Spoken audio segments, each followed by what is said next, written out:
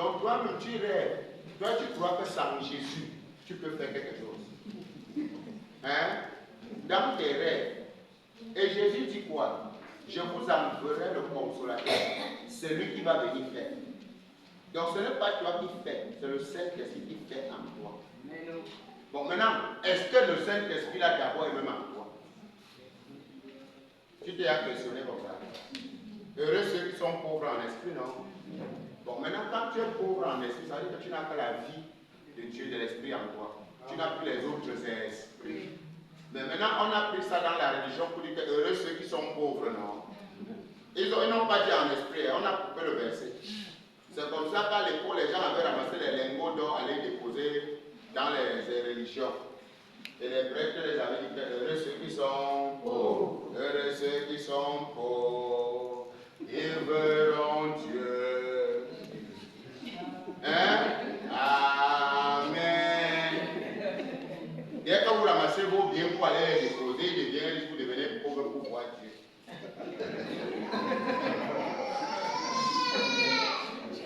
Il est très important de comprendre que dans le plan de notre Père, le Père ne nous voit pas dans la pauvreté. Amen. La pauvreté ne tient pas de Dieu. Donc Dieu manifeste sa grâce dans la vie de chacun de nous selon sa capacité. Amen. Donc tu es dans l'abondance dans ta boutique où tu te trouves. Tu es dans l'abondance dans ton commerce où tu te trouves. Donc dans chaque domaine où on se trouve, Dieu s'arrange à que sa paix soit d'abord abondante en nous et que notre activité nous réjouit le cœur. Amen. Mais quelqu'un vient t'amener dans la pauvreté. Après il dit que non, et vraiment heureux, les pauvres, oh machin. Non. On dit pauvre en esprit, donc tu ne vas pas avoir les esprits en toi. Tu vas avoir que la vie de Christ. C'est ce qu'on est en train de dire là-bas. Maintenant, Jésus dit, vous ne pouvez vivre sans moi. Je ne sais pas pourquoi les gens s'embrouillent à l'église. Tu vois, quelqu'un dit que l'homme de Dieu, homme de Dieu, je suis puissant. Vous ne pouvez vivre sans Jésus, laissez ça. Si tu ne reçois pas le Christ, maman laisse. La souffrance continue à t'aider. Oui, parce que tu restes dans la nature humaine. Tu vois, par exemple, chez les Babyloniens, ce sont des traditionalistes innés. Eux, ils ont les crânes de grand-père, grand-mère, arrière-grand-père, arrière-grand-mère. Ils ont l'arbre de Dieu de leur grand-père et de leur grand-mère.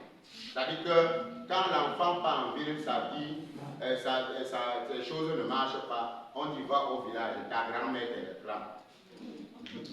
On dit comme ça, quelqu'un qui est mort de sa faim, l'enfant n'était pas né.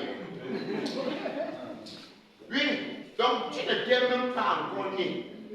Un jour, la maman, j'allais au village, on dit que mon petit frère, un des petits frères, que l'arrière-grand-mère est en train de réclamer la nourriture. Et que tout ce qu'il fait ne marche pas parce que l'arrière-grand-mère veut marcher. Moi aussi, je m'arrête. Et il demande à la maman, l'arrière-grand-mère, c'était qui? Non, c'était maman qu'elle. C'était maman. Mais quand l'enfant s'y est né, elle était déjà morte.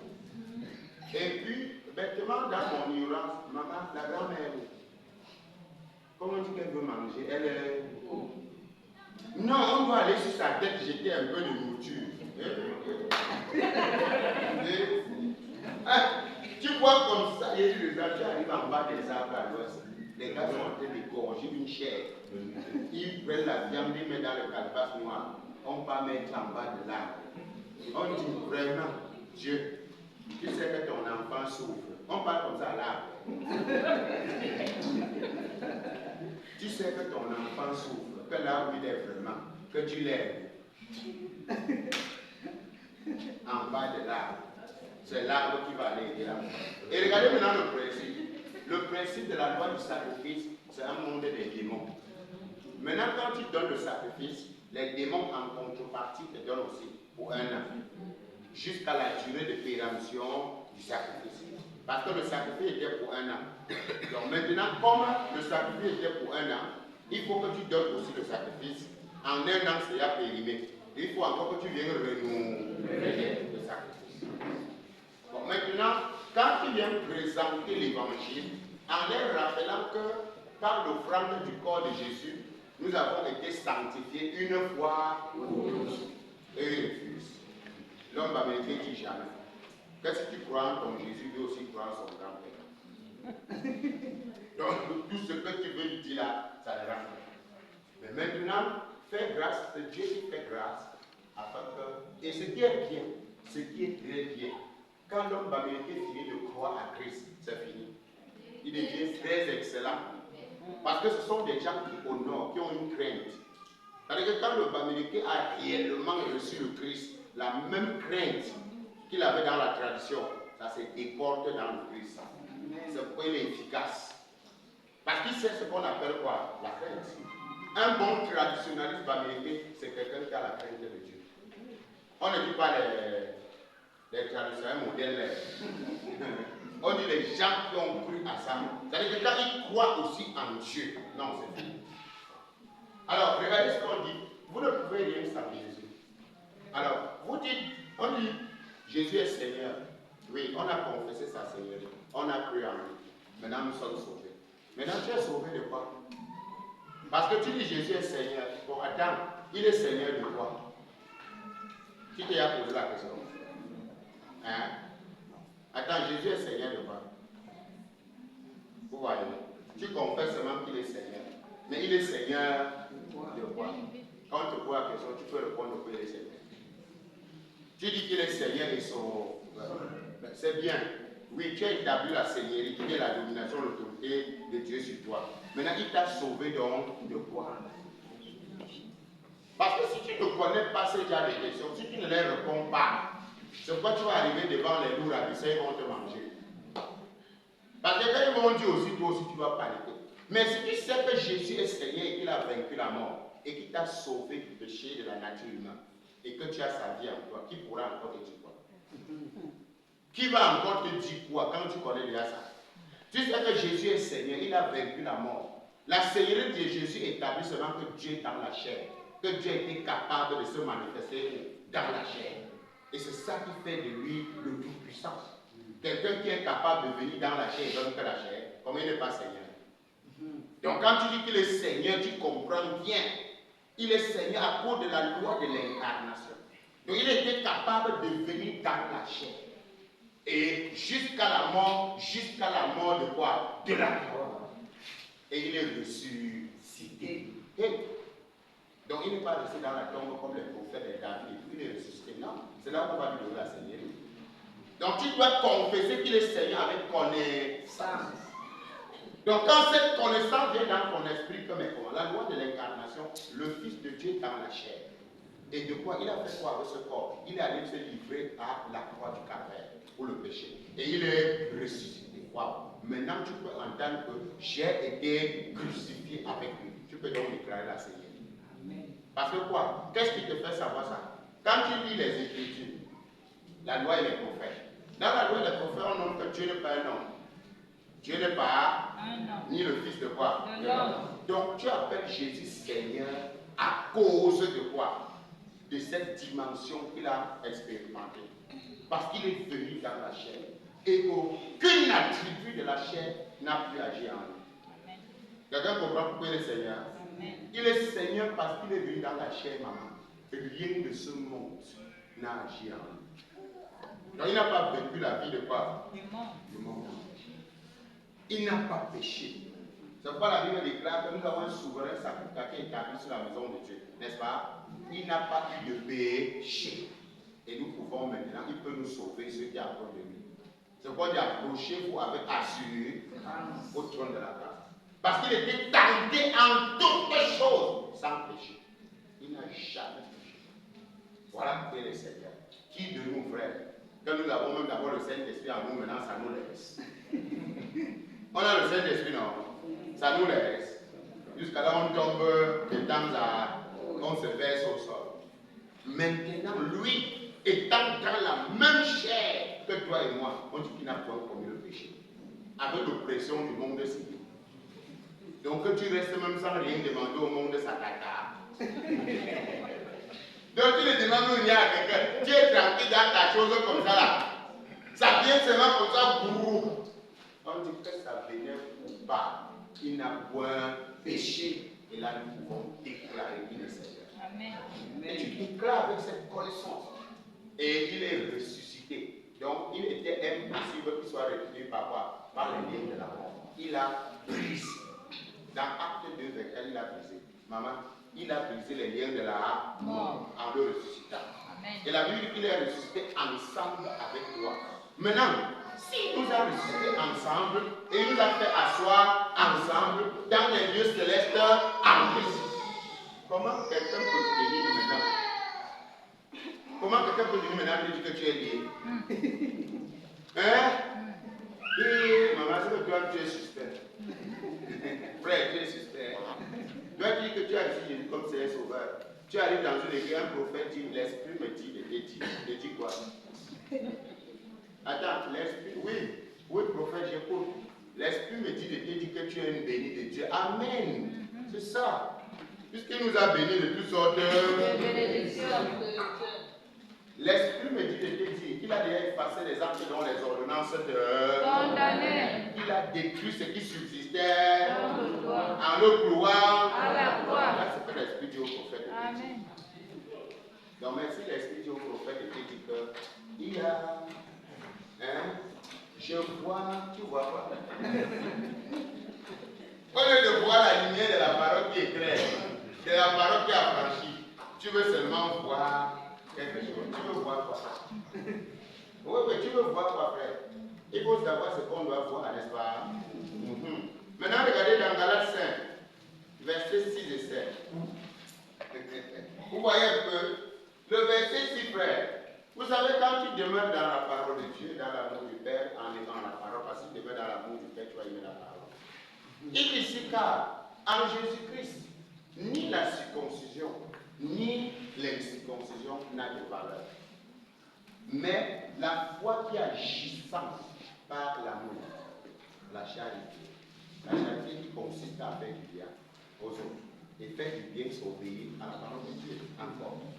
Maintenant, il dit au verset 7, car vous courez bien de gauche à droite, de pasteur en prophète, de prophète en... Mais qui vous a empêché de vous arrêter pour obéir? Parce qu'à un certain moment, laisse de courir, mets aussi un peu la parole de Dieu devant toi, lis un peu aussi et mets en pratique. Qu'est-ce qu'il y a quand on te dit que voici, si tu crois en lui, tu le reçois, il te donne le pouvoir, le privilège, l'autorité de devenir enfant de Dieu. Toi aussi tu es toujours, oh pasteur, oh non, tu cours, arrête-toi. Dis-nous là, disons-nous la vérité. Tu es là, tu souffres. Tu es là, tu as les pieds, tu n'expérimentes rien, tu pleures par-ci, tu pleures par-là. Mets-tu la parole en pratique? Parce qu'avant d'en vouloir le Seigneur, oh Seigneur, jusqu'à quand, me voici, vous faites quoi? Tu cries quoi? Tu vois les gens, Seigneur, viens à mon secours. Quel secours? Le Seigneur t'a tout donné, il vient encore à ton secours, vous faites quoi? Parce que souvent nous faisons les prières des hommes. Soit tu es un homme qui demande le secours de Dieu, nous sommes d'accord. Soit tu es un fils, tu as l'héritage et tu vis l'héritage. Tu dois choisir de quel côté tu te trouves. D'où me viendra le secours? Le secours me vient de l'Éternel. Et c'est l'homme qui crie au secours de l'Éternel. Mais l'Éternel dont l'homme criait est venu. Il dit, je suis venu. Le diable était là, non, pour voler, égorger et détruire les hommes. Mais moi, je suis venu. Moi, Jésus, je suis venu afin que les brebis aient la vie. Pas que les brebis auront ou la vie, non. Les brebis aient la vie et qu'elles soient dans la... Frère, si la bénédiction d'Abraham doit avoir tout son accomplissement, les païens en Jésus, nous qui ne connaissons pas la loi. Maintenant, frère, moi j'ai dit que par la grâce de Dieu, je dois tout expérimenter. Amen. C'est-à-dire que ce soit la bénédiction spirituelle, matérielle, quoi que ce soit, tout ça doit m'accompagner. Amen. Il n'y a rien que je dois laisser. Si tu veux, laisse l'autre. Moi, je ne laisse rien. Dieu n'a pas donné quelque chose. Donc, Dieu est venu me sauver en Jésus-Christ pour que je devienne misérable en tant qu'ambassadeur. Vous avez déjà vu quel ambassadeur dans une nation souffrir? Où?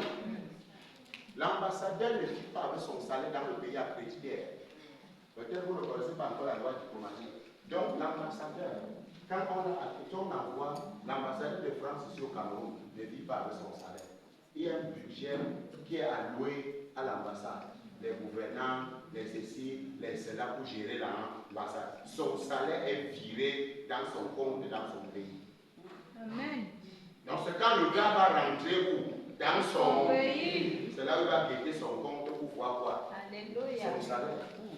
Donc rien que les avantages, et il gère un budget. Parce que, regardez, dans l'ambassade, il y a quoi? Les visas, là. Les frais de visa, les frais de ceci. Donc le gars gère tout un budget et il est salarié dans son pays. Vous voyez maintenant, il est salarié. Maintenant, toi, tu viens sur la terre. Regardez ce qu'un Pierre va nous dire. On va lire un Pierre pour comprendre ce que je dis. Disons un Pierre. Que vous êtes réservé dans les cieux. Amen. Regardez, frère, mon état est réservé auprès du Père. Pour le moment, je travaille avec les avantages. Amen. Donc, ce que j'ai sur la terre, c'est quoi? Les avantages de mon service. Donc, si c'est pour mon héritage, non? C'est réservé. C'est rien là-bas. Donc, c'est réservé. Et ça ne peut ni se souiller, ni se flétrir, ni se corrompre. Elle est gardée pure pour moi. Alléluia. C'est là où j'entrerai dans mes couronnes avec. Mais toi, tu es là sur terre avec tellement, n'est-ce pas, d'avantages que le Père a détaché avec un budget pour gérer ton ambassadeur sur la terre. Toi, tu es toujours là, tu dis comme une misérable. Satan, laisse-moi. Que Satan et toi, vous traitez quoi? Quand je vois quelqu'un prononcer Satan, moi je le guette un peu bien. Donc, il dit que ce n'est pas un agent de Satan ici. Car tu le connais. Donc, je te guette un peu pour bien voir. Parce que tu peux faire comme ça, tu es un agent. Hein? Moi, je prononce Jésus, le Maître, mon Seigneur et Dieu le Père. Toi, tu prononces Satan. Attends. Quel est le lien? Hein? Et on dit qu'il faut réfléchir, n'est-ce pas? Et on veut l'intelligence. Donc, là, si, on dit qu'il est venu, il faut que j'ai la vie, qu'il soit dans la mort. Hein? Et maintenant, toi, il dit qu'il a ressuscité ensemble. Il nous a fait asseoir. Nous sommes comment? Assis. Et toi, là, Satan est monté, Satan est descendu. Bon, maintenant, Satan est passé par où? Donc, tu es un rusé chez nous. Tu ouvres les portes, il entre, n'est-ce pas? Bon, maintenant, tu dis qu'il nous a ressuscité comment? Ensemble. Quand j'ai vu le verset là, un jour, ça m'a challengé. On dit qu'autrefois, nous étions ténèbres. Maintenant, nous sommes lumière dans le Seigneur. Et puis, je pose la question. Si je suis lumière dans le Seigneur, bon, Satan est-il aussi dans la lumière? Non. Alors, tu examines ça, ça donne comment? Attends, Satan est dans la lumière. Bon, maintenant, comme Satan me touche, il a fait comment? Pour arriver dans la lumière. Alors, Satan te touche, il a fait comment? Attends, regardez, on est sur lumière dans le Seigneur. Ça veut dire que je suis en Christ. Bon, maintenant, posons-nous la question. Satan peut-il entrer en Christ? Comment? Bon, maintenant, si Satan ne peut pas entrer en Christ, frère, qui nous touche alors cela? Non, dis-nous la vérité, disons-nous la vérité. Parce que la parole d'une exactitude, on ne manque pas. Où tu es, où tu n'es pas. Si je suis en Christ assis, Satan ne peut jamais entrer en Christ. Donc si toi tu dis Satan m'a touché, tu n'as jamais été en Christ. Il ne faut pas rêver. Et c'est quelque chose qui est en train d'être clair. La Bible dit dans Jean 14 à partir du verset 33, qu'est-ce qu'il dit là-bas? Il explique à la fin que quoi? Que Satan n'a rien en lui. N'est-ce pas? Que Satan n'a rien en lui. Si nous sommes donc en lui, ce n'est pas Satan qui est en lui. Il dit, vous serez en moi, je serai en vous. Donc, la Bible me dit maintenant que je suis en Christ et Christ est en moi. Si donc Christ est en moi, et après tu viens me dire Satan, il ne faut pas rêver. C'est plutôt moi qui peux quitter de la lumière pour aller dans quoi? Satan ne sortira jamais pour se retrouver où? Dans la lumière. Où il a envoyé sa main pour me toucher là. C'est comme ça. Mais il a envoyé un bâton par la fenêtre de la lumière, il m'a piqué dedans. Souvent, quand vous examinez la parole, n'est-ce pas? Quand vous examinez la parole, examinez la parole avec l'esprit. Amen. N'examinez pas la parole avec l'intelligence. Parce que souvent, moi, je dis, c'est imprudent, c'est comme ça chez moi, c'est impossible. Donc, c'est impensable que Satan me trouve. Donc, je ne peux même pas réfléchir dans ce sens que peut-être parce que même si je laisse ma porte ouverte, c'est pour la lumière qui donne dehors. Je ferme la porte, ça bloque la lumière. Non? Si j'ouvre, c'est la lumière des lampes qui va projeter. Donc, Satan ne va même pas passer par là. Donc, ça veut dire que c'est un problème de quoi? De nature, n'est-ce pas? C'est un problème de nature et d'identité. Parce que Jésus-Christ qui est la lumière dans le monde. Et quand Satan le voit avec ses adeptes, il est tourmenté, il le supplie. Maintenant, il faudrait que nous, les enfants de Dieu, que nous entrions en position de notre héritage. Amen. Il ne faudrait que nous vivons comme des misérables. Amen. Ne viens pas à Christ à Jésus, à l'église pour quelque chose. C'est parce que tu as reçu le Christ que tu viens à l'église. Amen. Pour être enseigné de la vie de Christ que tu as reçu. Mais si tu n'as rien reçu, maman, dis-moi. C'est le désir qui va toujours s'installer dans ta vie. Voilà comment tu vas voir tout le monde. Et on te dit, marche comme ça, tu ne marches pas. Le principe de la vie de Christ, celui qui aurait plongé les regards dans la loi parfaite, la loi de la liberté, n'étant pas un auditeur oublieux, mais se mettant à l'œuvre, il sera heureux dans son activité. Pourquoi es-tu malheureux dans ton activité? Dans ton activité du salut.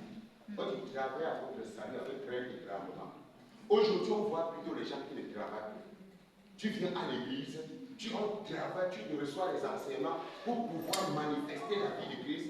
Mais on regarde des années et des années. Mais on s'en rend compte que la vie de Christ peut implanter en nous. Quel homme, imaginez pas, vous le recevrez bien. Si la vie de Christ n'est pas en toi, ma soeur, tu peux t'asseoir avec 10 ans. Rien ne bouge. Tu peux être sage avec ton intelligence. C'est-à-dire qu'aucune œuvre en toi. Dans 1 Jean 2, verset 5, il dit quoi? Mais si vous gardez ma parole, l'amour de Dieu est véritablement parfait en vous. On n'a pas dit vous garder quelque chose. Et par là, si vous êtes docile, Isaïe a dit cela. Si vous êtes docile et si vous me craignez et si vous mettez ma parole en pratique, si vous agissez conformément à ma parole, vous mangerez les meilleures productions du pays. Pourquoi quand tu manges que le dernier marche? C'est quand tu arrives le marché le soir, là où ça diffère, il reste les morceaux de viande, les os que je coupais pour les os, c'est tombé. Tu fais comment? Négocio. Tu ne pars jamais que tu n'as pas de viande, on coupe bien le jarret ou la pose, la bonne partie. Tu arrives toujours, les enfants qui marchent dans les marchés avec les os coupés, tu les tapes dans le plateau. C'est là où tu achètes pour toi. Tu es devenu le dernier marché. Pourquoi? Parce que même le Saint-Esprit ne marche pas avec toi. La vie de l'abondance ne marche pas avec toi. Jésus est venu afin que tu aies la vie. Il faut d'abord, il a dit d'abord la vie. Il n'a pas dit l'abondance, d'abord la vie. Mais les gens viennent à l'église, ils ne veulent pas la vie de Christ, ils veulent l'abondance. C'est la vie qui manifeste l'abondance. Ce n'est pas l'abondance qui donne la vie. Nous regardons les enfants de Dieu qui souffrent, ça fait mal. Et les frères arrivent, les sœurs, à abandonner même l'église. Parce qu'ils ne veulent pas mettre la parole en pratique. Ne vous bornez pas écouter. On peut te dire ici là, maintenant, que Christ a fait tout le message qu'on t'a prêché là, tu dis Amen ou tu acclames, bien que tu sors là, ton complice t'accompagne. Parce que tu as fait de tes pensées ton complice. Tu as fait de ton cœur ton complice. C'est-à-dire que la parole de Dieu n'est pas implantée. Toi, tu ne t'es pas rendu compte de ça. Depuis que tu es à l'église, mais l'emportement et la colère veut se finir. À chaque fois, tu ne vis jamais Dieu. Donc, face aux situations, on ne voit pas Dieu, c'est toi qu'on voit. Face aux situations, c'est le vieil homme qu'on voit réagir. Mais tu fais quoi assis sur les bancs de l'église? Mais quand tu prends le micro pour parler de la parole, tonneau vide. Oh, Dieu est bon, vraiment, Dieu est comme ça, Dieu est, jusqu'à si quelqu'un entre pour te voir parler, la personne est maman. Qui peut me faire parler comme la sœur là? Ce n'est pas parler, c'est la vie. Amen. C'est vivre, ce n'est pas parler. La vie ne parle pas. Jésus dit, si vous ne croyez pas à moi, croyez-moi aux œuvres. Donc on ne doit pas te voir trop bavarder. On doit te voir dans les actions de ta vie. Amen. Mais quand on te voit par la vie, tu vois, nous sommes devenus rusés pour nous-mêmes. Tu crois que c'est pour qui? Moi, je me sauve et j'expérimente la vie de Christ. Et je t'enseigne ça. Il faut qu'on te voie hier que quand tu es arrivé avec la vie de Christ à toi, et quand tu arrives à la mission, tu témoignes bien que la vie de la parole est révélée à la mission. Laisse cette parole donc croître en toi. De telle sorte que partout, même dans la famille, quand tu arrives maintenant, même dans le lieu de travail, partout où tu passes, on ressent Christ agir. Alléluia. C'est-à-dire que la manière qu'on t'insultait avant, la manière qu'on te méprisait avant, tu réagissais. Quand tu arrives maintenant, quand on t'insulte, tu dis tu es pardonné parce que tu ne sais pas ça. Donc même la personne est dépassée. Amen. Est-ce que vous savez que j'ai insulté la sœur, elle n'a pas réagi. On dit quoi? Elle n'en laisse. La personne pas me rassembler d'autres personnes. Vous venez encore dire qu'elle a fait ce qu'on a fait. Donc il faut évaluer. Parce que quand une personne est venue te tenter, tu as agi. Maintenant, on dit non. Si une personne, parce que tu étais seul, je crois que si on part ensemble, on va voir si elle va résister cette fois-ci. Maintenant, dès qu'on vient ensemble, il finit de parler, tu dis asseyez-vous. Il n'y a pas de oui, il n'y a pas de quoi. Elle est bien en train de comprendre ce qu'on est en train de dire ou elle ne comprend pas. Le problème, c'est que tu ne comprends pas, c'est le chinois pour toi. Amen. Parce que le langage là ne se trouve pas dans le roi maîtrise. Amen. Voilà pourquoi tu ne peux plus réagir comme ça. Mais tu vois, quelqu'un dit, je suis missionnaire. C'est toujours toi missionnaire qu'on voit partout. Les calomnies, le rapportage, le métaphysique. J'ai dit, frère, déjà ma vie, on s'appelait de ma fille. Tu entends encore que quelqu'un a parlé de moi. Ne me dis plus ça. Je ne veux plus. Parce que quand tu vas venir me dire, n'est-ce pas, ça va me mettre encore à réfléchir sur le sort de la personne. Ça va me perdre le temps. Frère, ne rêvez pas. Jésus a dit une parole de ça. Là où le blé est, l'ivraie est. Amen. Et quand je parle avec lui. On ne peut pas chercher quelqu'un ici, on ne trouve pas. Nous, on ne sait pas où il est. On doit dire. Tous les pasteurs ne sont pas partis. Tout le monde part en son temps. Et le Seigneur sait comment il utilise Charles. Amen. Hein?